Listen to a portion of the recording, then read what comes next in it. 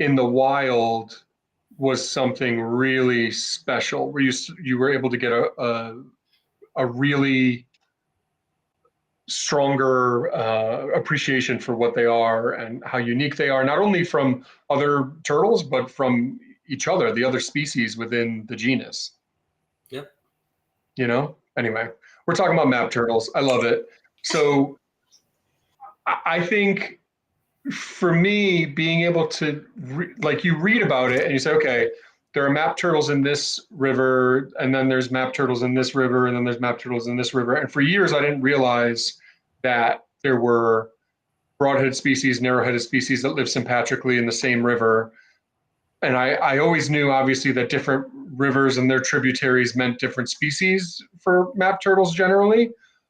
But to actually see it in the wild and go from site to site and see, oh, wow, here's this species. Oh, wow, here are these two species. Here, you know, we're going for two species, but we only saw one, but there's another one.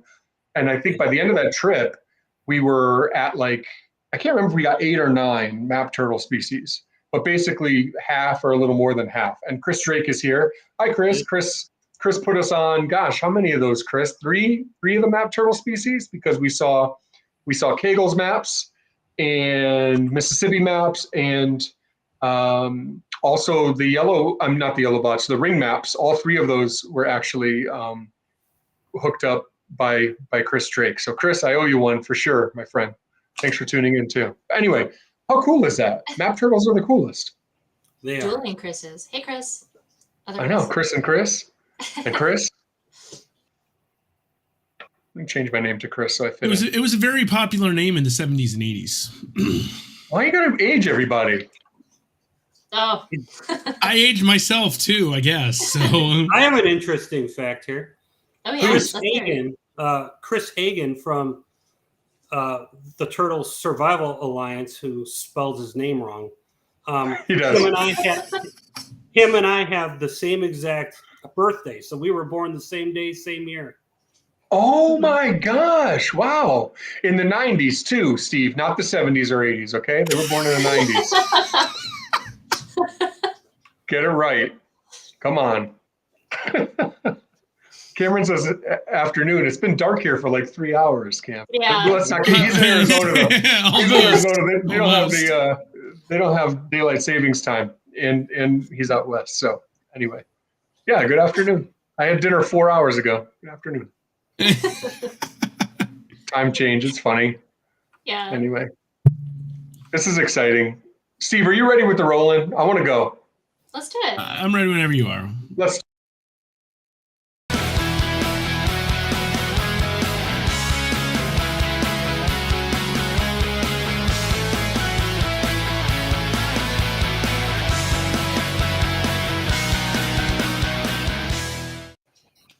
That was a rollout. That was a rollout. Thanks for joining us, guys. My bad. They're buttons to each other. This is why we're taking a month off. I actually liked it. As long as we didn't like lose viewers and everything, I actually liked it because the old rollout, and we are working on a new one now. Now I can actually say that, like 2.5, 3 years later, we are working on the new intro. So it almost works better to just roll the rollout twice. So that works. Anyway, welcome to the Pondcast. We are really, really excited to have you here for our November episode. Thanks so much, everyone, for tuning in, everyone who's here. We're excited to talk about something that really we should have talked about a couple of months ago, and I haven't heard a lot of people really talking about this. It's almost like this really big thing kind of flew under the radar compared to some other things. So anyway, we've got an important show for you, and most importantly, we have a great guest who's here to talk to us about it, who is a wealth of knowledge on the subject. So thank you, Charlie. We are going to get a new current one. That's what I was saying. We're working on it. So, and we really are, for real. I'm not just saying that. So like we haven't been for 2.5 years, but we really are this time. So anyway, we're joined today by Chris Lechowicz, who is, your title is like 14 words. So I don't know. So you're with the Sanibel Captiva Conservation Foundation, and you are a director, and you have a master's, and you're a herpetologist, and you're one of the nicest, most collaborative, kind, helpful, amazing people that I know. And I can't wait to see you in a couple weeks, right? It's going to happen, right? Yeah. I'll Yes. see you in a couple weeks. Yeah. Woo! Awesome. Yeah. So TTPG, right? that's right. That's right. TTPG is coming up. So just a little shout out for that. But Chris, thanks for being here. And thanks for everything you do. Oh, thank you. Thank you. I'm Yeah. happy to be here. Yeah, we're super happy to have you. And I should add by saying that you have an interest in what we're going to talk about today. I kind of already alluded to that, but we wanted to talk about map turtles. And the reason we wanted to talk about map turtles is because they were kind of quietly listed on the ESA, the Endangered Species Act, the Federal Endangered Species Act, a couple months back. And that's something that normally is a pretty big deal. When the Egyptian tortoise was listed, we had Ralph Till on to talk about that. And we even talked about when they were kind of up for the listing and it looked like it might go through. And then we had him back on afterwards. Like there was a whole bunch of conversation around that. And I haven't seen as much with the map turtles. I can remember a post made by Paul Vanderskou, kind of in opposition to that. But these are really complicated, complex issues. I guess we're jumping right in, forgive me. Really complex, complicated issues around, these animals and protecting them. And there were some interesting specifics, and I'll just ask you, Chris, because I know that you know, specifics around this particular listing. It wasn't just one species of map turtle that was listed, right? Right. So I'd say from about 2008 to about 2018, maybe 19, a lot of the map turtle researchers, including myself, felt that Graptomys kegeli, Kegel's map turtle, was the most imperiled map turtle out there. Even though we already had two species already listed by the U.S. Fish and Wildlife Service, which is the yellow blotched sawback and the ringed sawback. A lot of people felt that the Kegel's map turtle was the most in trouble at that time, just because there were large sections of the river where there were no more, mostly because of siltation from agricultural fields and cow farms where all the stuff would go in those waters.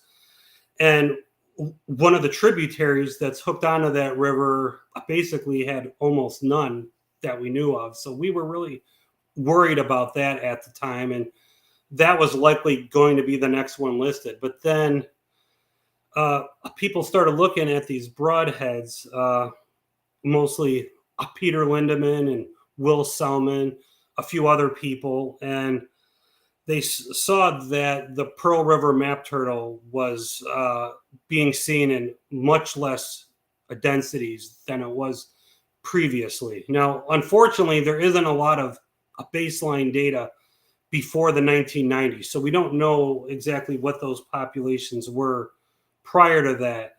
But starting in the 1990s, Peter Lindemann started looking in that river, and he felt like they may have been in decline. And over time, there have been more surveys and more people worried about this animal. And what happened was it became a candidate species, and it made it through that process. And I believe the proposal had the populations somewhere around 22,000 animals left in the wilds. So you have to remember that at one time, the Pearl River map turtle was considered Graptomys pulchra, which is called the Alabama map turtle, which is found in the Alabama River drainage, which it has a whole bunch of tributaries. And then another river right near there, the Escambia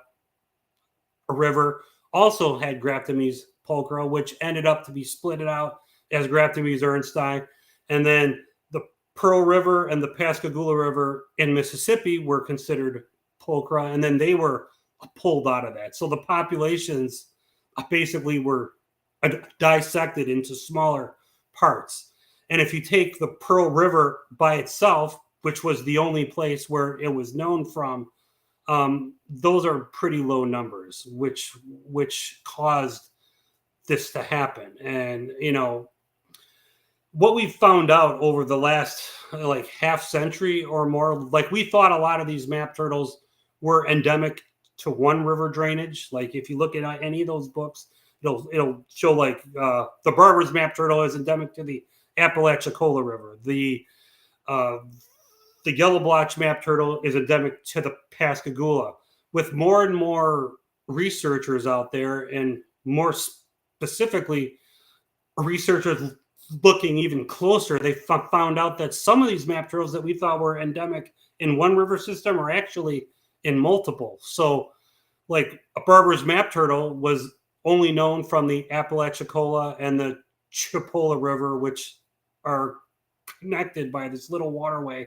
They soon, found them in the Ocklackney River, and then in the Wasilla River, and then in the Choctawhatchee River. So over the last, I'd say 20, 30 years, we found that these guys are, actually expand out a little bit. And just recently, they found a ring sawbacks in one river on the side of the Pearl River. So things, have, ranges have gone up, but still these animals are in small numbers, relatively. Like if you think about the range of these turtles, they're found in like one river drainage. It's not like a whole state. They're only found in that river and all the tributaries of those rivers. But it ends up that the Pearl River map turtle was in a large decline, which caused this. Now, what they did is they actually listed that because of all the species that were previously considered Graptomys pulchra, with the exception of Barberi, is they listed all the rest of them as well because they look very much alike. So they call that similarity of appearance. Even though none of those other turtles fit the qualification of an endangered species, they listed them because they're very similar looking. So, Steve, if you could bring up the picture I have of those two turtles next to each other, just to show how similar they are. So these right here are on the left, you have a Pearl River map turtle, and on the right you have a Pascagoula map turtle. As you see, they're very similar in appearance. They have this high shell, they have those markings on the side. But a reason that they listed for a similarity of appearance is that if they protect one, how are they going to know, like if some of these get caught up in a smuggling operation, that, how are they going to know the difference? Now, some people say that it's really easy to tell these apart. Now, if you look at these two animals, there is a pretty broad difference there in the markings on them, but not all of them are like this. Some of them are almost identical. Now, in the paper that separated these, you can see that it's a very simple formula to actually tell these apart. Steve, you can put that up. The formula to actually I love this. So that's how you tell them apart. Whoa. That's all it is right there. So, So that's easy. it. That's Right all we're there. asking wildlife officials to do in the heat of the moment is just go to this formula. If you can memorize this and know what all that is, then you can tell them apart. So this is why there is a similarity of appearance reason in there. Now, stop right there. Now, if I was to break this down, so this is the Pascagoula map turtle. So these are the rear marginal scutes on the top. So the two scutes right above the tail, the 12th marginal scutes. As you can see, that orange pattern is kind of thick, and it radiates up on most animals. And that radiation is more towards the center of the scute, as opposed to the Pearl River map turtle. If you can go to that one, as you see, it's mostly along that border, and it's really narrow. And if they radiate up like that one in the top right, it's on the outside of those scutes. that's basically what that formula says. And if you want to put it in very, very layman's terms, if you can just like take that formula and put that into what, anybody who's a hobbyist or in the pet trade would understand, go back to that one photograph, Steve, of them right next to each other. Right there. Obviously, the one on the right is a little more attractive than the one on the left. It's because they have more orange. The orange markings on them are wider, and there's more of it. But how we do that are those two rear marginal scoots. And if you go to the 5th and 6th marginal scoot on the side of the turtle, which I have a photograph of that, you can actually see the width of those bars is wider in gibbon's eye.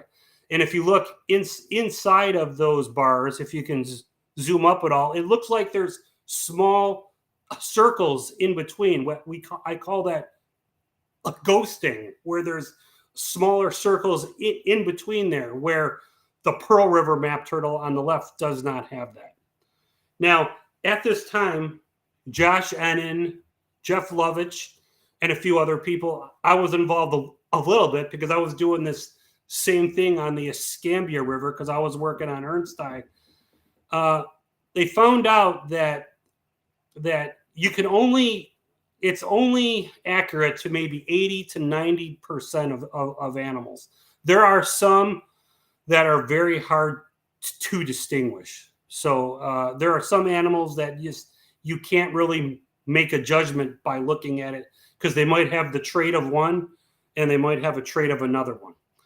But if you know the actual range of these turtles, the Pascagoula River is right on the side of the Pearl River.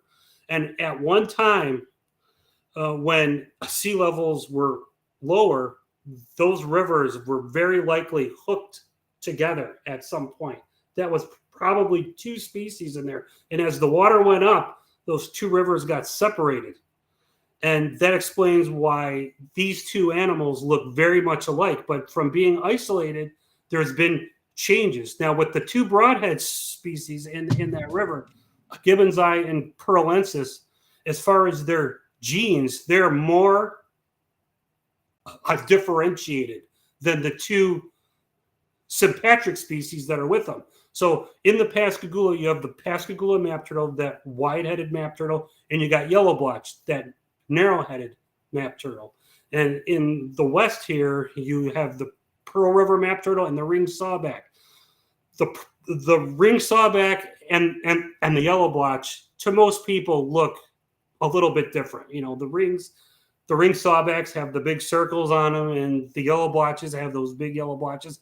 There are some exceptions to that. There are some yellow blotches that have rings, but their genetics are very close. So genetically, they're almost the same, but what they look is very much different. Where the broadheads are the opposite of that. The genes are very much apart, but the turtles actually look the same. So that is the explanation for a lot of this similarity of appearance. Now, if you go to the other species of a pulchra of the past, like, say, a Graptomys ernsti, they have the same general shape as gibbon's eye and a pearlensis. If you were to wipe off all the coloration on those shells, they would be identical. They have the same height of the shell, the same width. The only one of that group that looks a little bit different is pulchra. Now, the Alabama River system has some very special turtles in it. What's the very special turtle from the Alabama River system in the northern part of the range that looks a little bit different? That's flat, let's say. The flattened musk turtle, okay? The flattened musk turtle is from that. The turtles in that whole drainage are flattened. Like, I've been on this river in many areas, even all the river cooters in most areas are very flat as compared to other places. So the musk turtles, especially in the areas with the really fast moving parts of the river, are flat.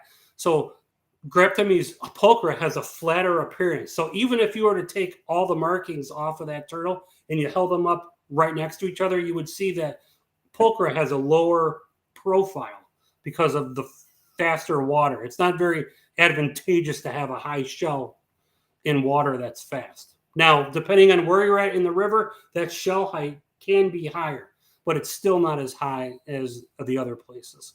Interesting. I thought you were looking for a flat-shelled map turtle. I'm If you were to say a broad-headed map turtle that's flattened from the Gulf Coast, you would have to say pulchra, especially as you get near the fall line. The fall line is the separation from the coastal plain. The water is fast through that area, and those turtles are very flat, which is why sawbacks do very well there. You are so knowledgeable. It's ridiculous.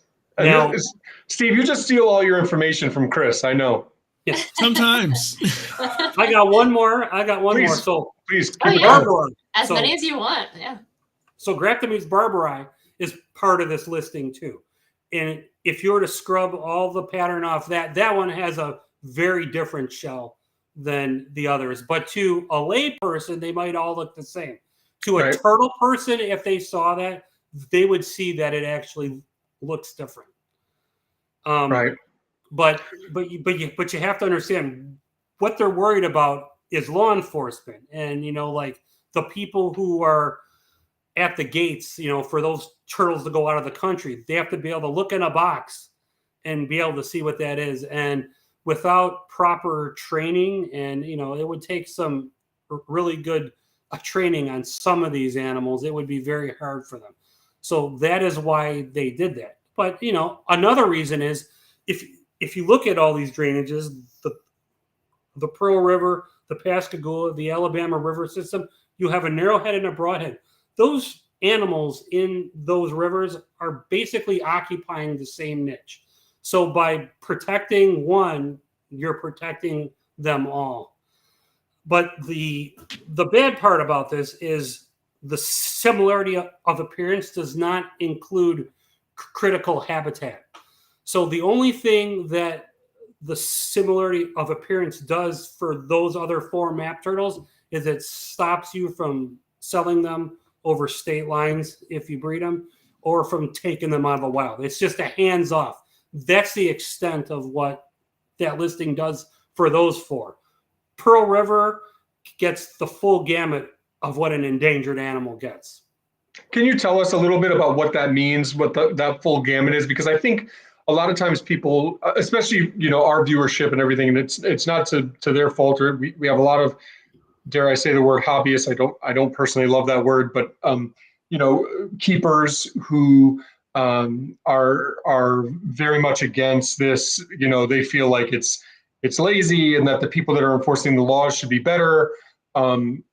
Like, it's a tough pill for a lot of the folks in that community to swallow. And for that, I think sometimes it gets lost what the ESA does provide in terms of protection in the wild, funding towards that protection, towards conservation. What does that look like, so that some of us lay people can understand a little bit better?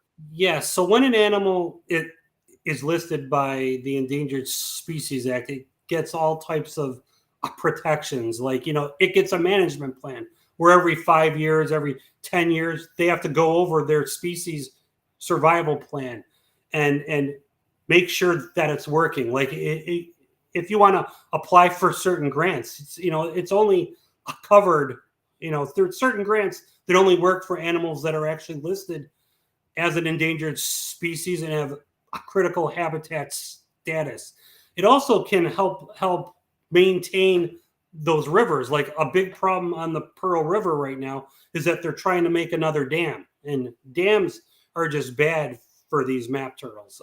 Yes, yeah, they're bad for a lot of turtles, especially maps. Yes, so these broad-headed map turtles are specialists on snails and mussels, and in order for those snails and mussels to be there, they have to have relatively clear flowing water, and you stick a dam in the way, and you make it like a lake, and a lot of these mussels die off. The water around it starts to get, very turbid, and you start to lose those turtles in that area.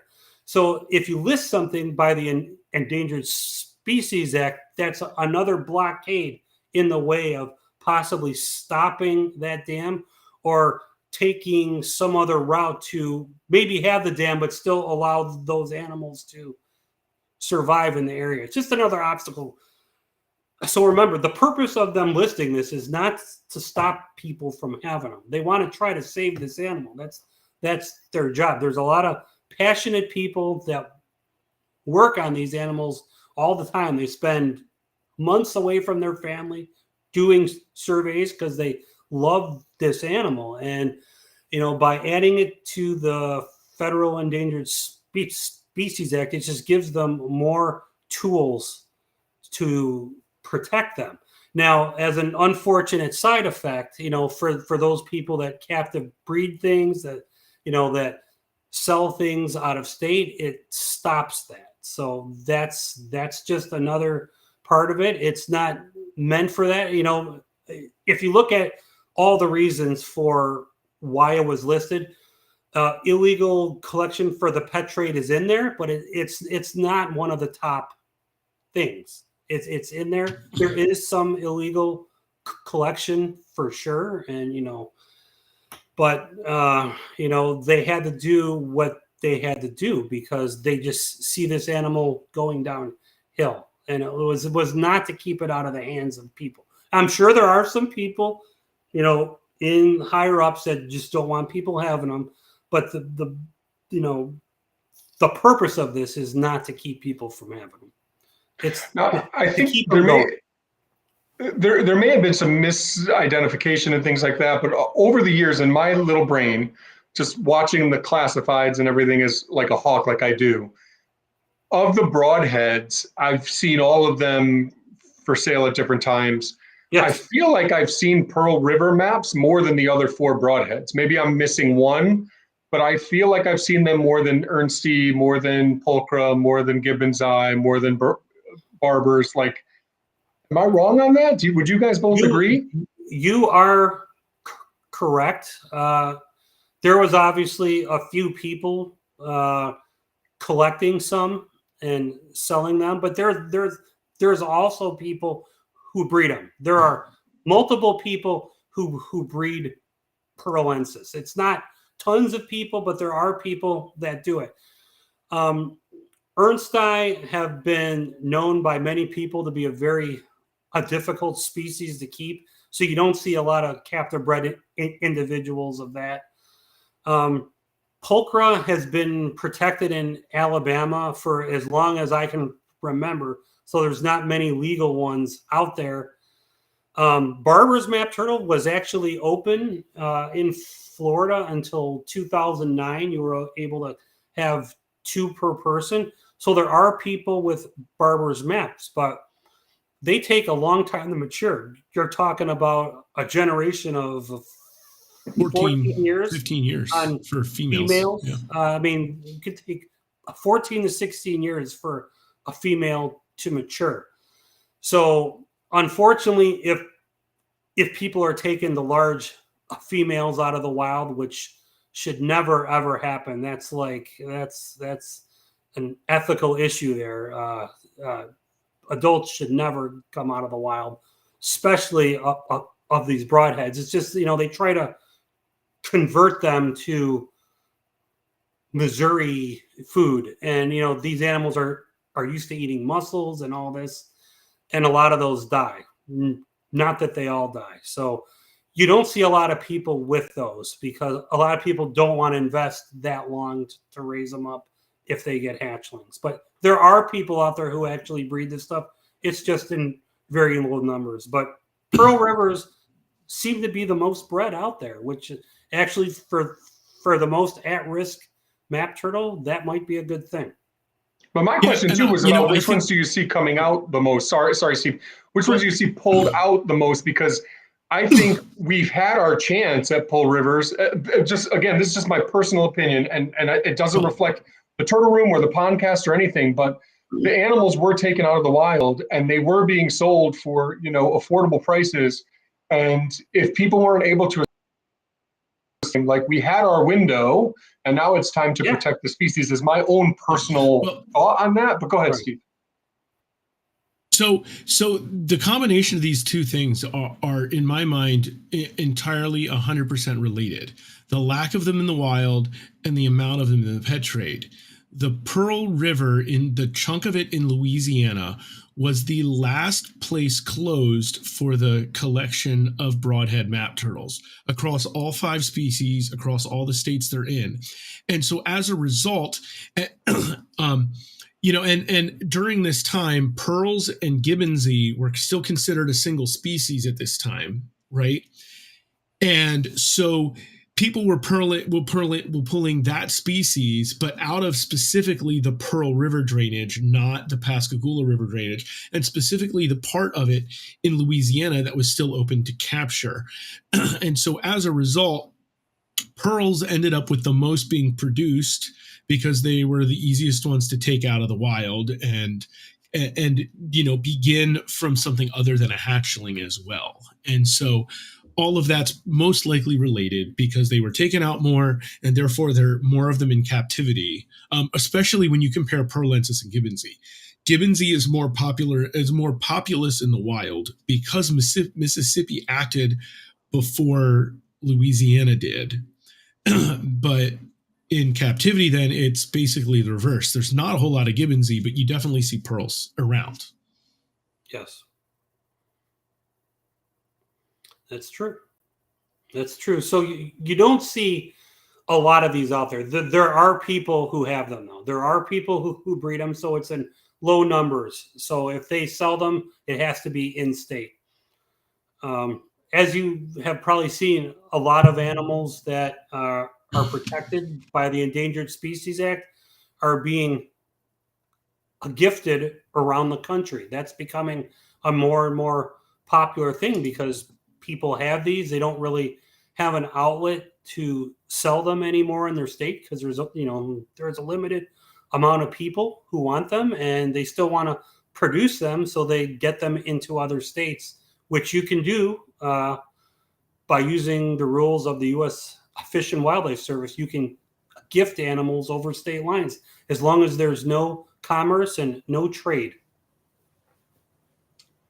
Chris, we have a lot of viewers here, supporters who are of varying levels of interest in the hobby or the private keeping sector.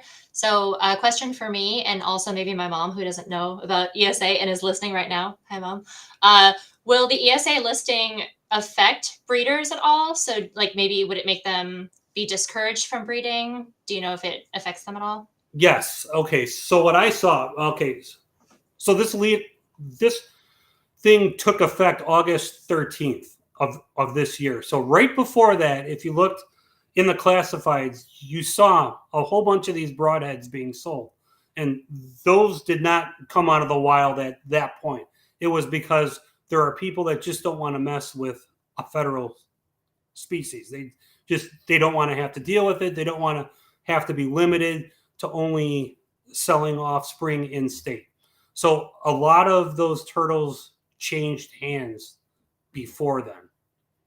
So yes, it does. I mean, I feel that the people that truly love these animals, the real enthusiasts are going to keep them, and they're going to breed them. If someone is just doing it for profit, maybe they would move on to something else. Yeah, and I think there's some people that just don't want to risk anything at all as well. And so even if they're not money hungry, if they're not like the great map turtle enthusiasts, they might just move on anyway because they don't like the risk of keeping a federally listed species, because some people just don't trust things, period. So, Right. so I think you probably have three groups. You got the people who are keeping them because they love them. You got the people who are divesting because they'd rather put their money into other things where they can recoup their expenses and or make profit. And then you have the group that just anytime there's a little more government, a little more government interest, they just say, I'm out. Yeah. Yep. It's interesting. I wonder, there was a conversation, I can't remember. I think it was on like Reptile Fight Club or something. This was a couple of years ago. And I remember them. Do you know that podcast, Emily? Yes. I remember them talking about the ESA. There was a snake species or a lizard species or something like that that was going, and they were just talking about it. I can't remember. I feel like maybe the turtle world came up just because we have, in terms of reptile groups, we have quite a few ESA species, so we're used to this by now. And with some of those species, like, the Cohelan box turtle or a couple of these map turtle species, or now Egyptian tortoises and radiated tortoises, there are quite a few that are bred in pretty good numbers and increasing numbers with some of them. And I hatched several ESA species this year, and I was excited to give them away. Well, maybe not several. I keep several ESA species, but I hatched one. Okay, so I was lying. No, I hatched two. Got it. Okay, I hatched two. But I was happy to give some away. This is fun. This is great. And I do sell animals, but it's not the reason I do it. And it really makes me feel kind of icky to do it. Maybe one time I got more. Maybe this year I got a little more comfortable with it than others. Okay, because when you want to acquire an animal, it's like someone has this animal. It's the only person who has it, or the only person who breeds it, and they want money. Okay, it's like a three-way trade. All right, I'm going to sell mine, and then that money goes over there. I generally only do it because I want money for animals. But I guess my question is, and the reason why I brought up that that Reptile Fight Club podcast is, the question that they posed, if I remember correctly, all these years later was, would it be better if the monetary side was taken out of it? And this is just like a total, like, in terms of our community, this is like a You're stirring the pot here. I am, right? Everyone's going to hate me and egg my house. I like it. But what's the word I'm looking for? A dystopian future, right? For us in our world, where if every single turtle was listed on the ESA, we would only have people who were keeping turtles because they loved it, and they'd only be giving their offspring to animals who were vetted, who really wanted the animal. Am I wrong? Yeah, I mean, I've thought about that. I mean, I've thought about what happens if that were to occur. I guess only the people that really love the animal would keep it. Now, if you look at what happened with Egyptian tortoises, which, that was a big controversy, since no Egyptian tortoises are coming in illegal or legal. Right. It's basically a closed system. What it did is it shut down commerce, and it worked. I mean, you got to say it worked. If that was the purpose, I don't really know, but unless you're in state, it really ceased it. And if you think about these map turtles, some of these would go over state lines, and now I'm sure a lot less are. So, I mean, if that was the intent, it worked. But I think it goes both ways, because it does shut down the commerce, right? But the person who now has them and used to be able to recoup some of that money now can't. That's a bummer. That's a real bummer. You put thousands of dollars into building all this and working for years and years and years to get those little baby Egyptian tortoise hatchlings, and now you can't. Now you can't sell them the way that you bought. I know people who spent thousands and thousands of dollars on baby Egyptians and were raising them up to then not be allowed to, 10, 15 years later, do what they were a part of on the other end. But now I know that those animals are going to, so the person who, I can now say this as somebody who's done this now with a couple species, if I can actually get that straight. It's 2 species, ESA species I hatched this year. My goal is to get those into places where they're not already, and get them with keepers where they're not already, they're not going to the person who has the however many $100 I'm looking for. Does that make sense? Yeah. So it maybe goes both ways. Some people are, maybe choosing to try to sell in state. and maybe they're trying to gift to new places where those animals aren't already, so that we get them in all 50 states if they're a species that's bred a lot. And maybe it's both at the same time, and maybe it's better, maybe it's not, maybe it's the same. Yeah. So there's a couple questions in the chat I wanted to kind of highlight real quick. Michael asked a good one about like potential risks of keeping an ESA protected species that was legally acquired. And so like I think some people would find a risk in, say it was legally acquired, years ago, and they never really figured, I'm going to need paperwork for this in 5 to 10 years. And so they might just get a little nervous that they don't have some kind of documentation, right? And so for some people, I think that would be a risk. I think there's people who just, again, they have this general distrust of various different things. And then so they'd be like, I don't want anybody to know I have this. I don't want somebody to think they're doing a good thing and turning me in for having it. And so they just want to get it out of their house, so to speak. So like, I don't think the risks are huge, but I think there are perceived risks by some people, that like, they just don't like having something that is monitored, so to speak, in their house. And Charlie asks, why is commerce with Egyptian tortoises a negative? And I don't know that we're explicitly saying commerce with Egyptian tortoises is a negative, but if shutting that down was the goal of the Center for Biological Diversity, who petitioned for the listing, and the U.S. Fish and Wildlife Service for essentially accepting it, I mean, they sure did the trick, right? Chris, maybe you can speak to this, and I think this is a question that that a lot of private folks don't necessarily know the answer to.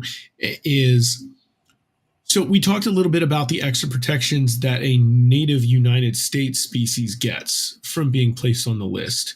What does placement on the list do for an exotic species from another country do that isn't just shutting down commerce? Yeah, because that's tougher to swallow for us. That's tougher to understand. And I understand that. It's like, how can we list a species that's not even from here when we have no jurisdiction over it or anything? It's what if you ask that question to the right people, what they say is that it gives them another tool to try to protect them. Now, it's something they may never use. It's like if an animal does get smuggled into the country, it's another fine that you could give them, like another set of bad things to stack up.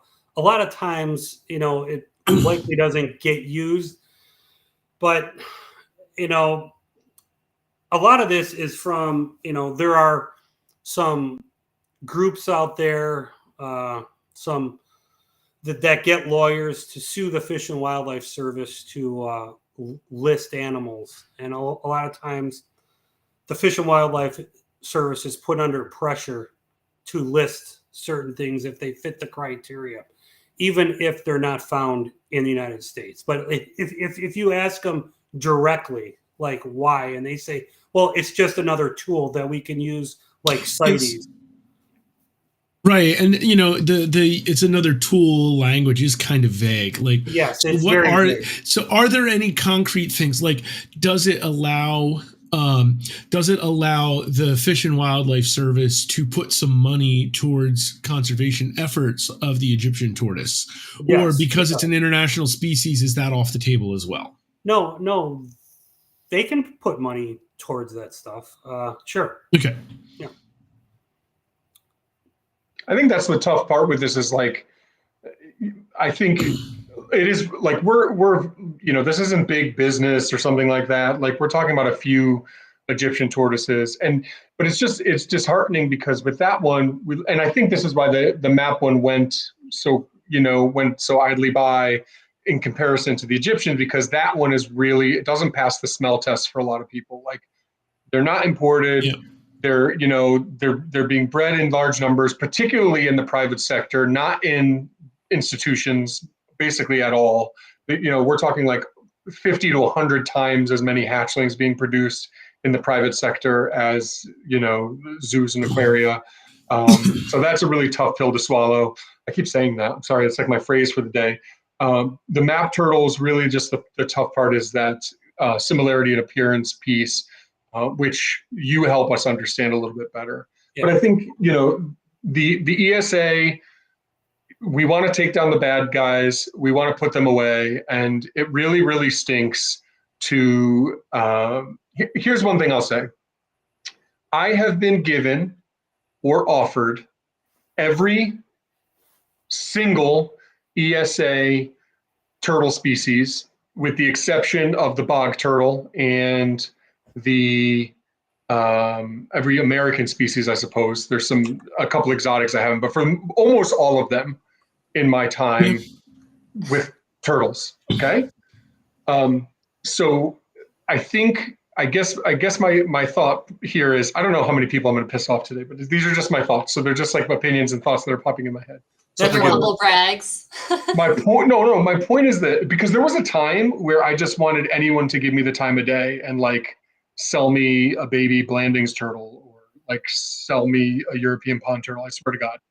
And it wasn't that long ago. We're talking about a couple of decades ago, right? Like a lot of things can change if you just like try to do make connections, that sort of thing.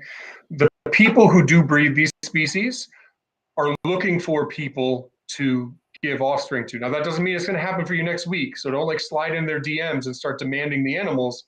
If you're somebody who proves, if you go to TTPG and you give a presentation on how you care for your European pond turtles, well, there's a chance you might, and you have this really great setup and everything, there's a chance, in the future, you may get some of these things for free. So the people are looking for the right placement for these animals. And I think when you look at it from that perspective and, not as just a consumer, but as a steward for the survivorship of these animals, you understand that, okay, maybe some protection and maybe, we have to give them away isn't the worst thing. I mean, it's not our preference and I wish they wouldn't. And it's really stupid, especially it's stupid when it's an exotic non-native species, non-US species. It's hard to wrap your head around that, but it's not all bad. We can still make the best of the situation. So before I talk a little bit about one other point about non-natives on the ESA, now this is a joke, but along Anthony's point is I'm hatching so many yellow blotch map turtles that I was ready to give them out on Halloween night. Like, so get yourself on the TTPG list, and if you want yellow blotch map turtles, somebody will find you and give them to you. That's awesome, Steve. I love that. And that's a species that people would have gone, people would have killed someone 5-10 years ago for those, and this is the goal, right? You're living the American dream, my friend, and the ESA isn't stopping you. Yeah. So like, this is a species that I literally, I think it was about 12 years ago now or so that Paul sent me a couple freebie yellow blotch map turtles. And I was like, these are probably going to be the only two that I ever have. Right. And I was extraordinarily grateful at the time to only have two of them.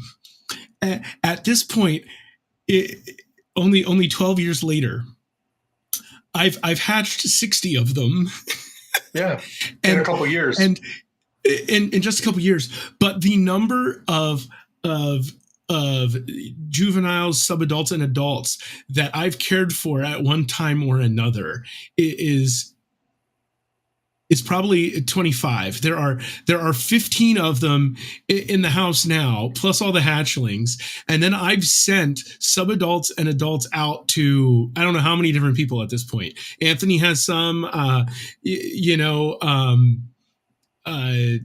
sent some out to Saul in Ohio. I sent some down to Greg, and these were all animals that some of them were probably ready to start producing even. And I still can't believe how many I ended up with. So sometimes beyond your wildest dreams does come true.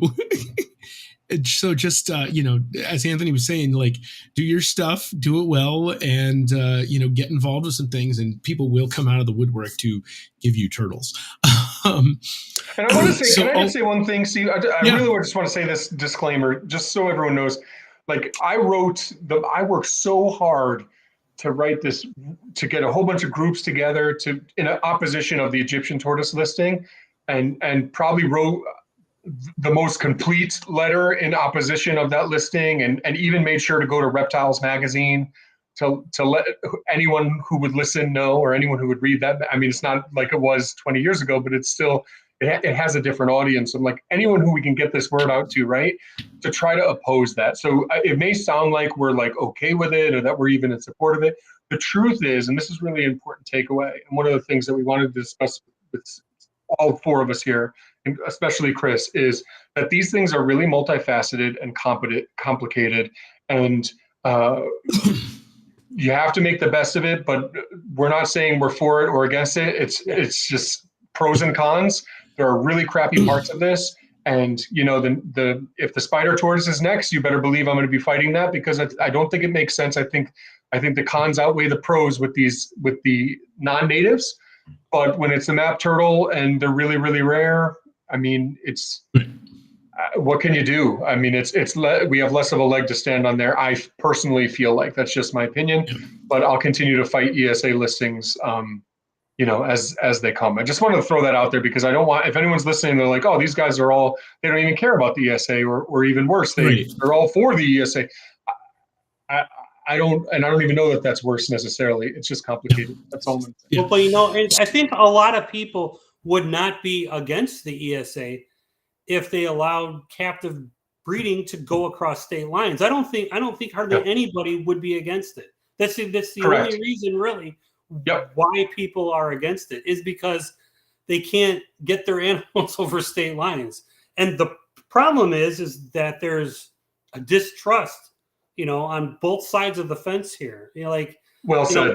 The law enforcement, biology, science side, they have no idea what is being bred, on this side. And that's something that I think is the fault of the hobby. I mean, if they knew the actual numbers of turtles that are bred in the United States, they have no clue.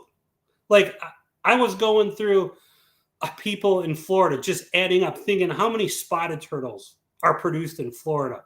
It's at least 3,000 annually. At least. I bet it's more than that. I mean, they have no clue about that. When they see all these animals listed on Fauna and Morph Market, the assumption with a lot of people is that these are wild collected females that laid eggs and they hatch them out. They have no idea, because there's no reporting on this side of the fence. And when it comes to like a commission meeting or something where they have to vote, the scientists, which I'm a scientist, we bring papers with like evidence of stuff. Yeah. The hobbyist side does not really publish anything. So when they go to defend, there's nothing. It's just hearsay. If maybe the hobbyist side, if they could get together and report how much stuff is actually being bred, some eyes might be opened. Yeah. But it's all a big mystery. That's a great call. And that we're getting into in some ways, another one of those like political hairs that people don't like. But so I don't want to have to tell the government things. Right. Versus, and that's why people keep it but then they can't make informed decisions because I'm not giving them information. And we're not. And I understand why, you've got people who just don't trust things. And so they don't want to give out, they don't want knowledge of that. Right. But then on the other hand, you can't complain that they're making the decisions they are if you're not giving them any data. And it's this weird, in some ways it's an issue that is across many things right now. Right. Well said. Yep. So So one of the other things I wanted to hit on real quickly is some folks may wonder, why the precedent is there that there were foreign animals put on the ESA at its inception. Right. And that's really where the precedent for there being foreign animals on the ESA comes from. And the biggest reason that happened is because the ESA is the United States implementation of CITES. That's when it was created. It was created as the United States, in good faith, is participating in CITES. And the non-native turtles you see that were originally on that list were animals that were listed on CITES in the initial CITES implementation. And that's why they ended up on the ESA list. It was the US going, here's how we're going to do this. They're included on our law, right? And so that's kind of where it began for the international species being in the ESA.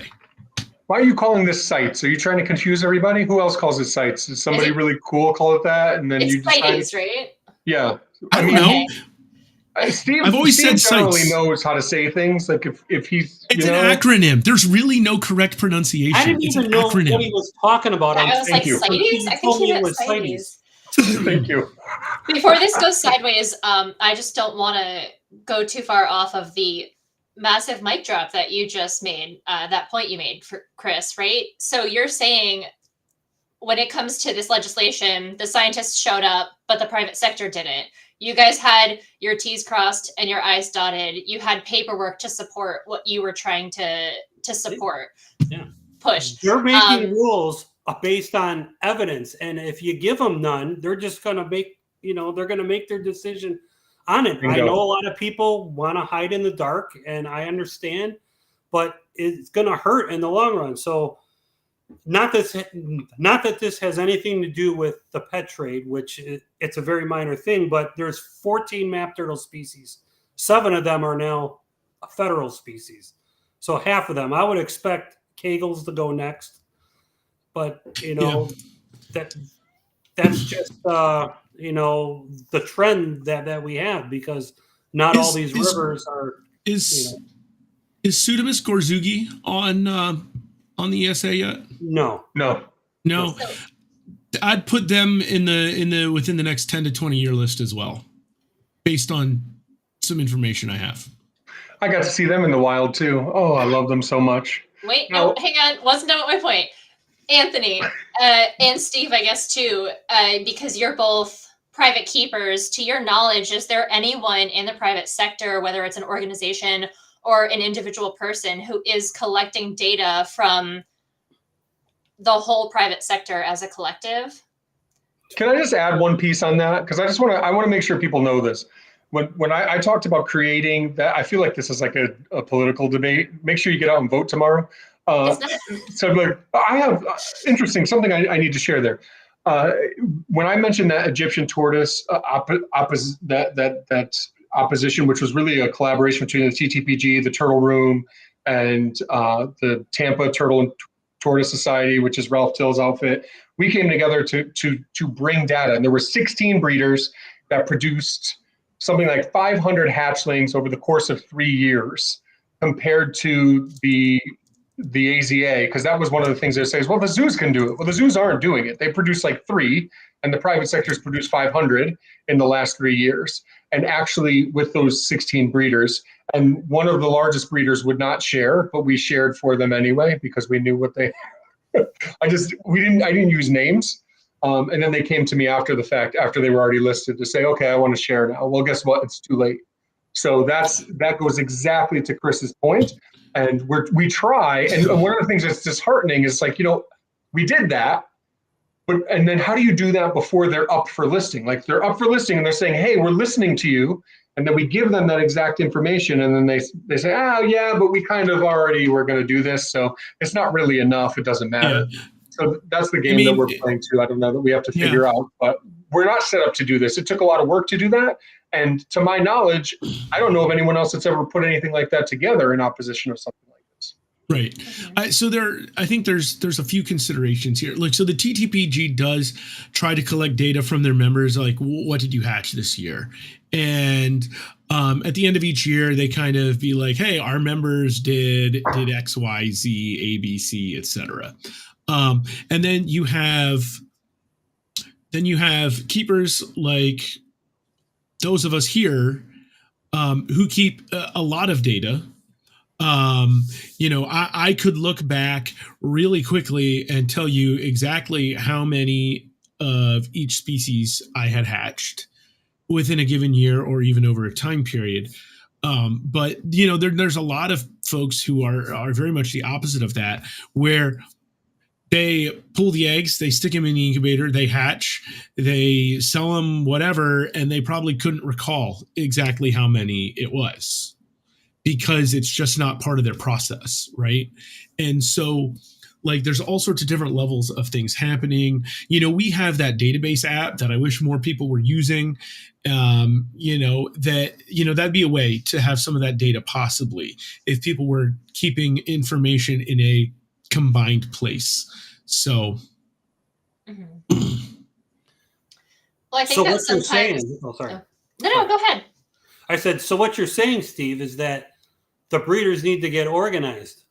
Yep, that's exactly what I was going to say. I think that sometimes I'm a woman of action. If you tell me this is the problem, well, then let's find a solution. If there's a lot of people who are really disgruntled about some of the stuff that's going on to the ESA, well, if people are coming to the table with science, then meet them at the table with science. So if there's any supporters who are listening here and you want to take point on this and start maybe cataloging what you produce better. So all of the breeders who are here today, make sure you have more data, and then we can all combine it at some point. Maybe there's, I don't know. I see a lot of potential here. I'd wager the best. I'd wager the best fulcrum for any of this would be us and the TTPG. I don't think there are any other organizations out there that are as heavily invested in the private sector as the Turtle Room and TTPG are.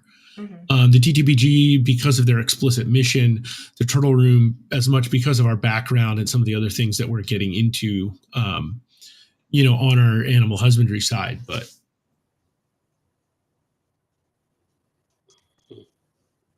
yeah, that's really interesting. I think I'll spill the beans that there are certain people who have talked about creating groups for certain species I'm not going to really spill the beans, but to organize them. And these are already existing ESA species, to come up with a plan to say, okay, where the animal's going to go, how are we going to help, however we can, right? So there's a couple different groups, I'll just say that right now, that are doing that. There's one there's the Galapagos Tortoise Alliance. There's another new one that'll be unveiled at TTPG. And then us on this call have even talked about doing that to try to organize around, our ideas for how to help an ESA species. It's easier to do that with an ESA species because nobody's really going to sell their offspring, right? I think what we're talking about here is doing that before it gets to that point, before they're listed, so that the second that they pop up, you can say, hey, look at this thing that exists. There's already, in Europe, they have the European Studbook Foundation. We don't really have that in the US, right? So where is that, collective effort to try to coordinate and say, okay, and I guess, the Connexus working group is close, but like, where's that group that's actually doing that and organizing all of that for a specific genus or species or what have you? That's what we're talking about, I think. And I'll stir the pot a little more. CBW permits. Okay. Oh, don't. Everyone's going to punch their screen. Hold on. No, I just have a point that has to do with this. So there's a policy right now where most, if all, are being rejected. That might be because they have an idea of how many of these turtles are being bred, and it might just overwhelm them to do this. Because the Fish and Wildlife Service is a government office, and they can they only have a certain amount of people, And with more and more breeders out there, and more animals being listed, that might be, you might have to hire like a lot more people to keep up with this. Just right. So, Yeah, but I mean, that goes to your point of science, right? Like if you have all these permit holders or people applying for permits, there's a lot of people out there with an interest in breeding and doing it the right way. And yeah, so that's tough. That points to the fact that they don't really want to work with us, I think, or can't. But they might not be able to. I don't know. We're just quiet and we're not suing them and we don't have as deep of pockets.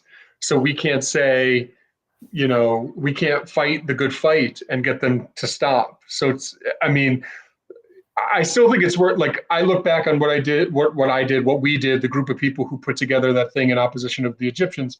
I look back on that and say, okay, we did everything we could do. I'm really proud of the effort. And I can now go to sleep at night knowing, it didn't work out the way that I wanted with that specific thing, but I did everything that I could do. When I was presented with, the matter at hand, I did what I could do.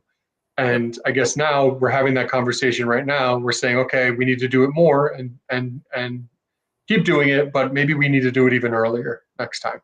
Yeah. More preemptive, more proactive rather than reactive. Dang it. Well, I think that's enough pot stirring.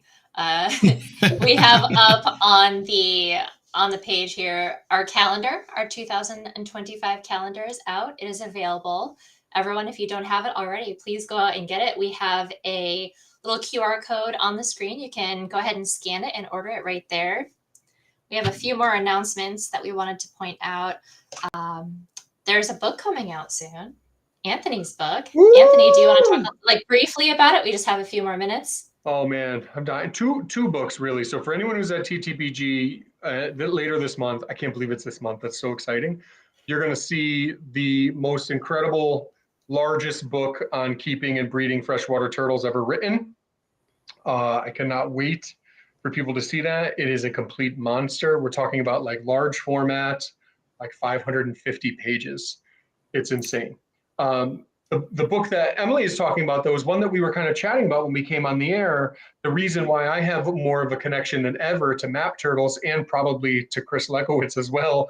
I don't know about Steve, though. Steve and I have been pretty close for a couple, 2-3 decades here. But and that's the map turtles that I saw on my cross-country trip. Now, if you follow the Pondcast, then I believe it was in May, we did our Pondcast episode that detailed my trip. It may have been late April, I can't remember. Detailed my trip across the country, known now as the Great American Turtle Chase.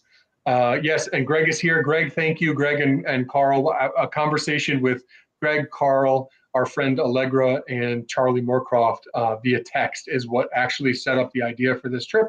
And we went from Jacksonville all the way to Los Angeles and encountered 27 different turtle species along with turtle taxa. There were a couple subspecies in there along the way, including it was 8 or 9 map turtle species. And you heard me earlier talking about Chris Drake, and he helped with some of the map turtles as well. And it was just an incredible journey and really an incredible story. I mean, sleeping in Walmart parking lot and finding nothing throughout the entire desert.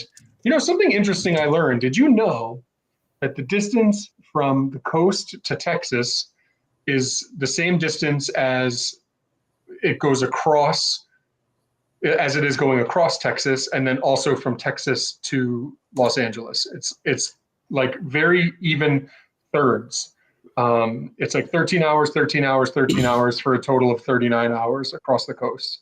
Anyway, I didn't realize that Texas is huge, but seriously.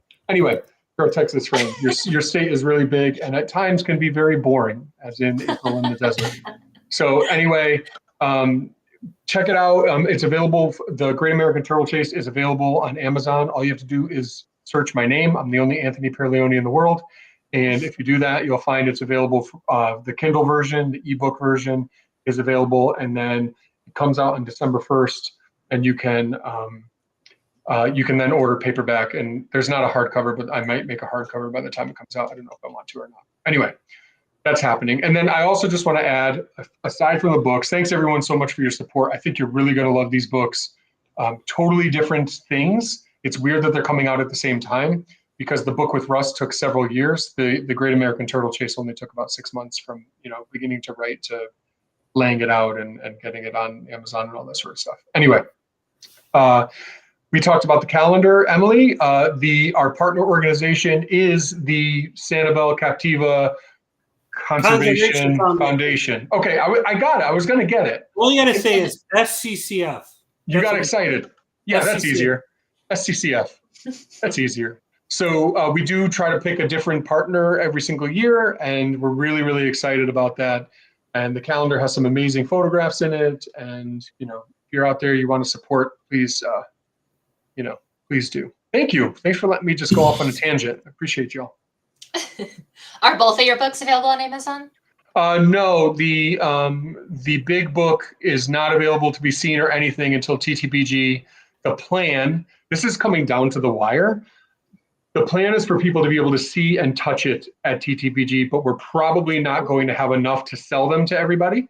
So we may take pre-orders, but actually let you see the book there. That makes sense. That's it. Yeah, they're coming from overseas, and I mean, this book is a monster. Like if you're going down, like your bag might be too heavy going home just because you added this book to your luggage. I had that happen with a TSA. I had a book or two that I picked up.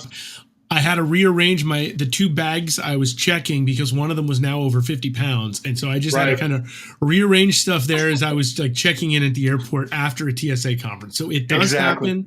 So, be prepared. This is going to be like if you've seen the newest Australian Turtles book, I think it's from 2019. It sounds right. Sadlier So that book is, and John Can, that book is massive, right? It's going to be that type of massive book. And it should be out in hardcover and paperback. It's not even real yet to me because I haven't actually seen it in my hand.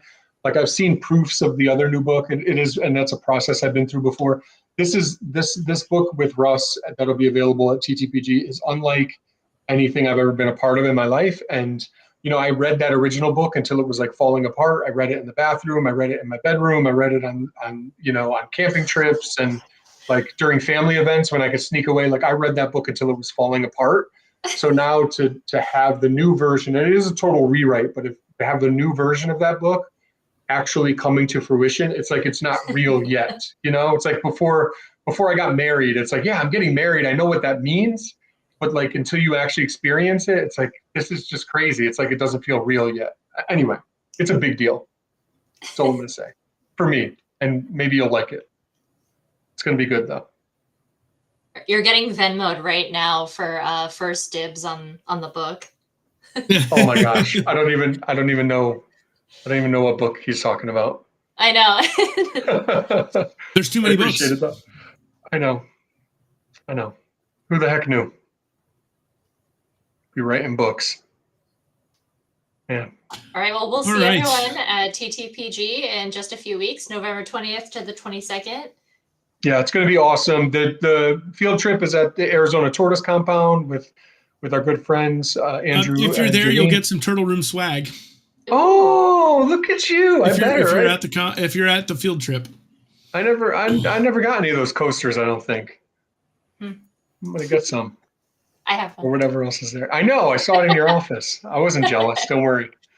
Thanks everyone for tuning in. Not only tonight, but all the time. We really appreciate it. We'll do we'll do an episode in December. Steve, do you remember what that date was? The one with, are you talking about the combined one? Yeah. Do we have a date for that? Yeah, that was the last Monday in December, actually. Got it. So the end of December after Christmas. Okay. Do we want to do an early December too? I feel like we should. That'll be like the January. Yeah, I was thinking the late one would replace January, so I was thinking we'd do one the first Monday in December too. So we should do one in December and talk about all the exciting things that happen at TTPG. Let's do that. And I know a lot of people that are in the chat are going to be there. And Chris, I'm going to see you there. And let me just say, Chris, while I've been talking for 10 minutes and making you sit there and stare at me, I'm so sorry. I appreciate you so much, not just for being with us here and for all the help you give me all the time, but the world needs more people like you. The turtle world needs more people like you. You are a professional, a biologist who understands that the work that's done in the private sector is important, and also that understand some things about how it could be better. So being able to hear you talk and collaborate with you on any level is an absolute treat and a privilege, and it's something that I know I speak for all of our viewers when I say that it's something that we're very grateful for. So thank you so much for just being who you are. The only way that we're gonna conserve turtles is if both sides get together and come up with something. Yeah. I mean, it's everybody's in this game. It's just everybody has to participate. Everybody has their role. Absolutely. So well said. Let's end on that. It doesn't get any better than that. Guys, Thank you. I love you all. Keep saving turtles. Thanks, Chris. Thanks, everyone. Thank you. It was fun.